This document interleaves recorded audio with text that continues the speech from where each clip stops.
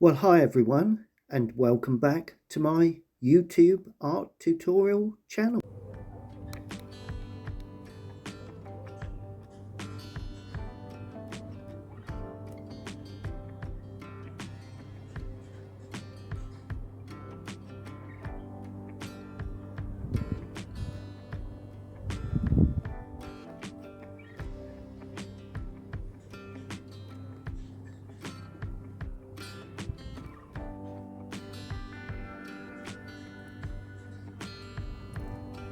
It's a lovely afternoon here in Essex, and I'm sitting in the shade just outside my studio. Do have a little bit of noise in the background. Someone's been cutting some hedging and they're putting it through the shredder.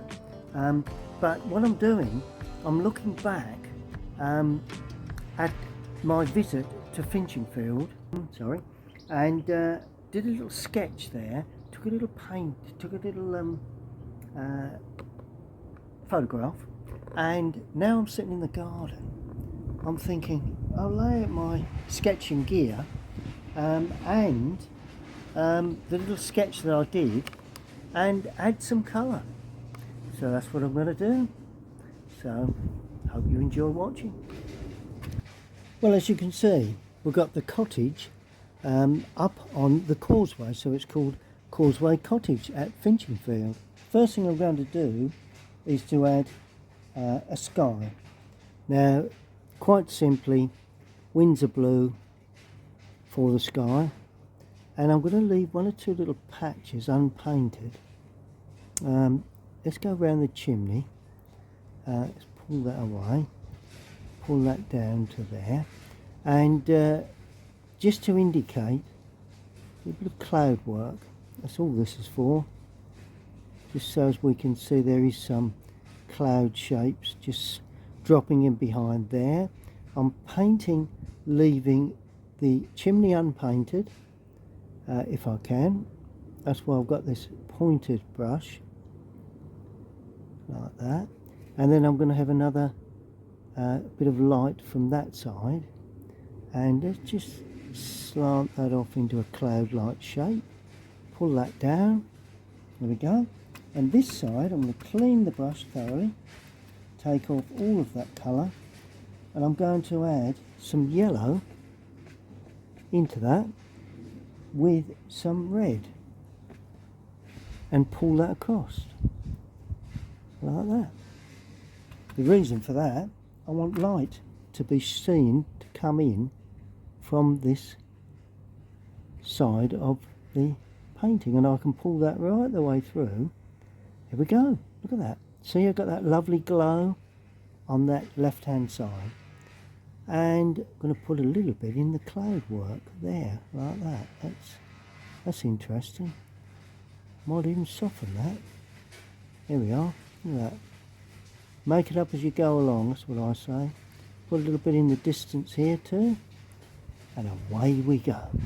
It's the first start of the painting. Now while that's drying, I'm going to put in some lemon yellow or cadmium lemon into this slope, which is the field there, or the area that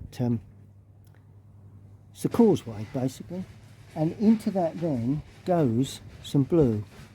I'm going to use that Windsor blue again, because see the way I'm dropping that in at the angle and then just blending it. So the most of the strong colour is up the top and the weaker colour is down in the lower area, like that.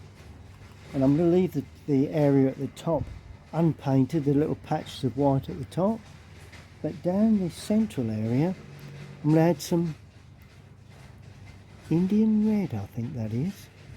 But either way, that's the path, and notice how it tapers running up to the cottage. I've mixed a lovely strong orangey red combination of cadmium red and just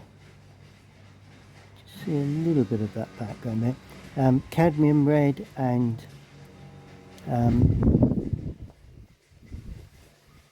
that's it. Try and get to the, I don't want to get in front of the camera too much, there we go. I've gone up over that, but it doesn't really matter because I can use that as the ridge tile. The good thing about these old buildings, they're easy to paint, because particularly if you're doing a line and wash like this, if you go over the line actually gives you an indication of the shape, so there's no need to worry too much. Although I'm being quite neat with this, I'm not trying not to be, you know, just to make a nice little neat feature of it. And then it runs down the back there, and I'm going to leave that unpainted. That's part of the roof. I'm going to leave that unpainted. Then I'm coming down that side, down this side, like that.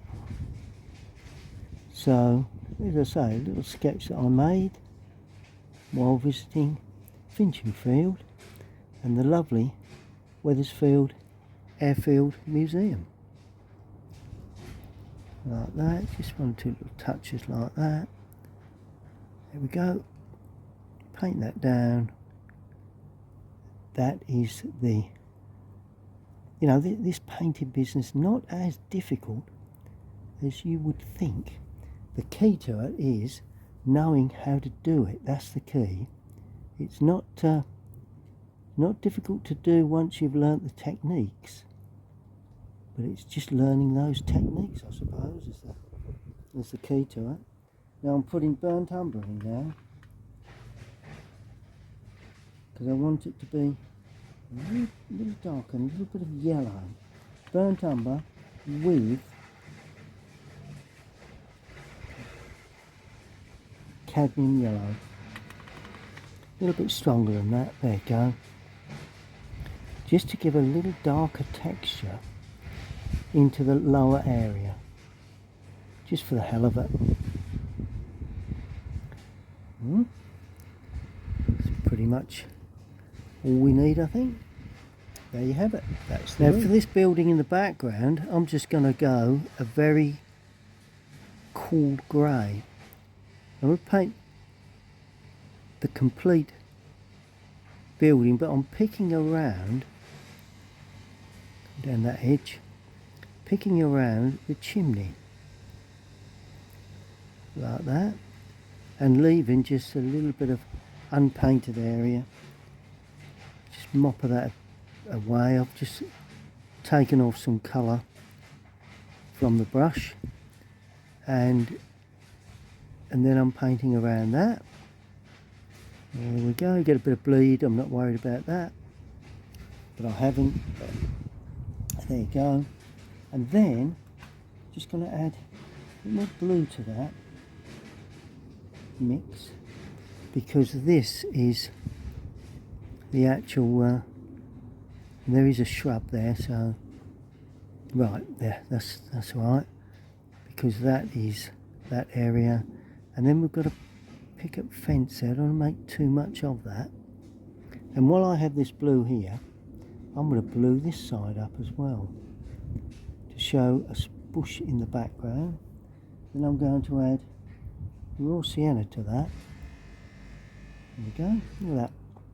And I'll more or less mix it on the paper, to be quite honest with you, which is not a bad thing to do.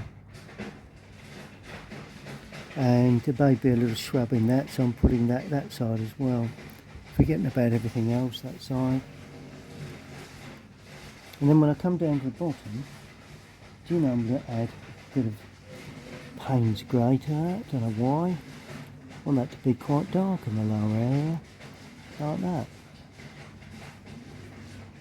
Don't very often use Payne's grey, but I have on this one. I'm going to paint the windows, the surrounds, in a cool grey.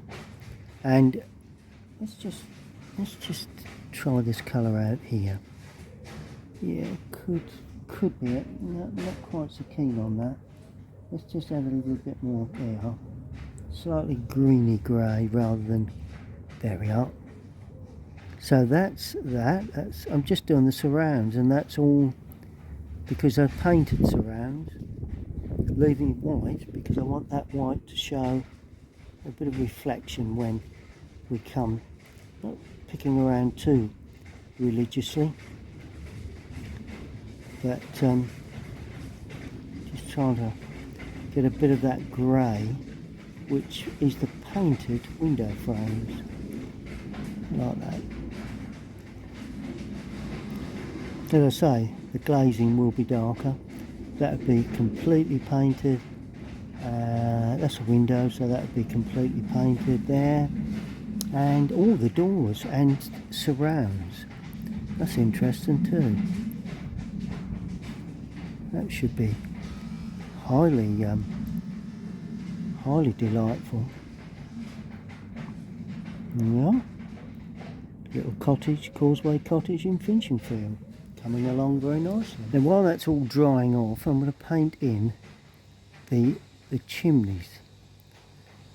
Now they tend, on this particular subject, to be a little bit sort of lighter in colour, which a bit unusual for chimneys, but there you go. And for the chimney pots, I'm going to pick those out in quite strong sort of red, because I just fancy those being red. Attract the eye to the top of the painting, really. And another thing being red is the figure there, like that. And next to that is the smaller figure, which is blue. I'm using burnt umber and Indian red for the shadow sides. It's actually not dark enough, but there you go. I'll be having some shadow on that anyway. For the shadow sides of the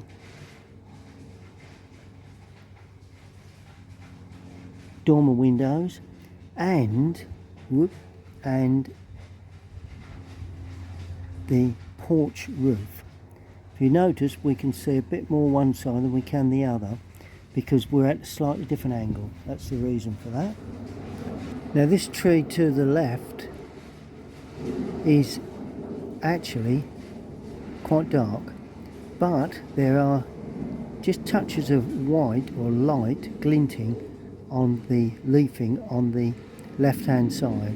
So I'm showing that by putting in, leaving white paper like that. And the overhang of that hangs down to that picket fence. And I'm adding more blue to that to pick up the shadow side, which is the dark touches. Like that. Then I'm going in with a brown green for the trunk. Yeah. Lovely little tree. Now I'm going to drop these windows in, and that's a bit of a technical term. Drop them in, and just going to watch. I'm using the large brush again because don't want, but I've got to leave the frame unpainted. I'm using blue for the glazing at on the first floor, like that. But as I come down to the lower floor, I'm adding more red and more blue. This is Windsor and light red, which will be considerably darker, as you can see. Trying not to paint over the glazed areas, the framed areas. Not being too fussy with them, just using the point of this large brush, mainly because you can paint quite a lot of the area, and that is an advantage. And see, I'm dragging down too, trying to get, we can sharpen those tops up later. Right, little one there, little window there, little window there, drag that down, cross and drag down, A little bit of light near the sill is always useful. Gives the impression that something's going on, really. There we go. Window glazing in. There's all sorts of little touches of green and bits and bobs going on. This planting up the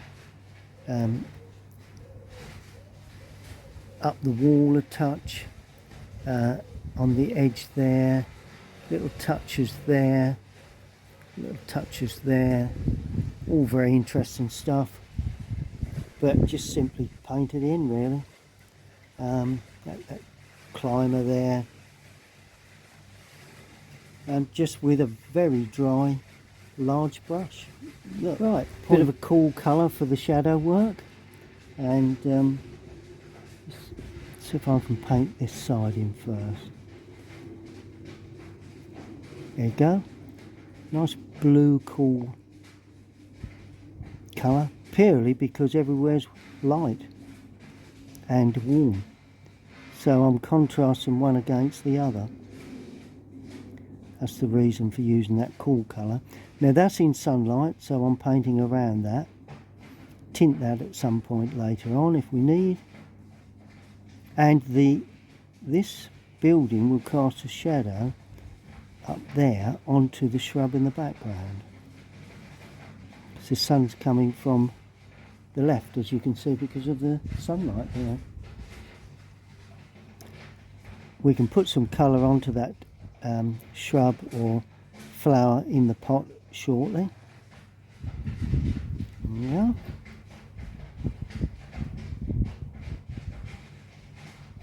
And that then runs away like that. The pot obviously has a shadow, and the left hand side, the right hand side of the pot as well. Now we have a shadow under there, like that. Quite a deep shadow. That. And I'll put some shadows on these windows. Why not? Just to give them a bit of life. Now, porch would cast a shadow like that, and across the window as well, like that. And then of course we'd see the posts standing up, and that post is one there, and there's another one there. Then of course the inside of that door would also have a shadow, with a casting shadow from this shrub that's casting across there like that. It's all very interesting shadow work, isn't that lovely? You know, once you know where the shadows are likely to be, and then you put some little bits of shadow in that as well.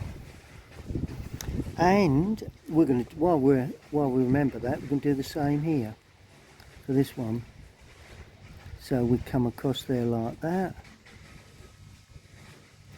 I've remembered to leave that unpainted at the moment, which was quite something I didn't do on the other one. That post there, that would be in sun, but I never didn't do that, but that's not a problem. Down the side of the post there, like that, and the inside of that door, but of course there's no shrub there, so we're not worried about that. A little bit of greenery here and there, one or two little touches here and there, like that. All onto the figures, legs, bench, and of course underneath, vital that you get a nice shadow cast underneath. Yeah. And these areas here would have shadow. Now that is casting, that shrub or small tree, casting a shadow across like that. See the way I'm slanting those shadow areas? The trunk would be heading off up like that. Look at that, isn't that lovely?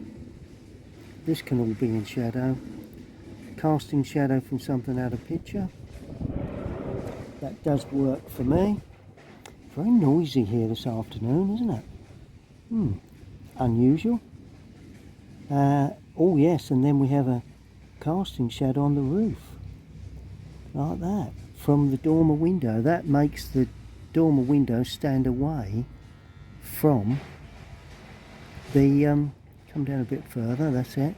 From the roof itself. This one would be the same. Look at that. And because it's a transparent medium watercolour, you get a different colour on the white of the paper. You see the blue, but on the brown paper you would see the shadow in a darker tone. A little bit down the chimney there, a little bit there, using the brush point there, and of course up the roof, and that gets rid of a lot of that problem that I had early on. Under the overhang of that chimney, there and there and there. Tell you what, we're getting there. Where are these windows? Yeah. I'm going to go down that side, and that side, just to give a bit of interest. Even up here, they are flush windows, but I would think they always look better like that. Oh, and the overhang of that dormer window roof, so that would also have a shadow.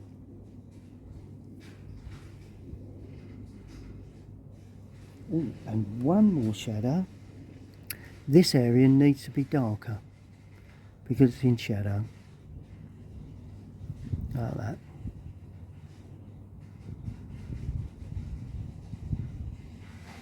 And of course an overhang shadow from that area there, but don't go over the tree. That's crucial. Okay.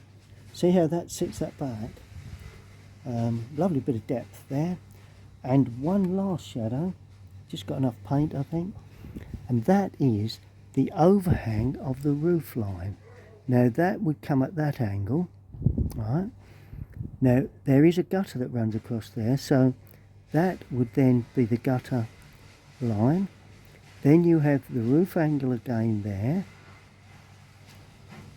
Right, the roof angle comes to there and then goes off again, and then of course that reveals the gutter again, which is that line there, as far as that roof angle again.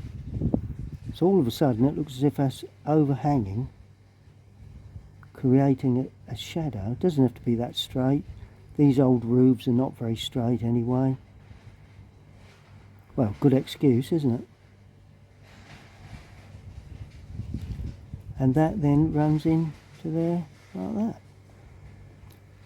There we are. And that, to me, only needs those good old finishing touches. Now, I've already signed the picture in ink, but I'm going to sign it again with the paint. And unfortunately I put ceased because I didn't think I was going to paint it. But there you have it. Causeway Cottage, Finchingfield, Essex, the UK.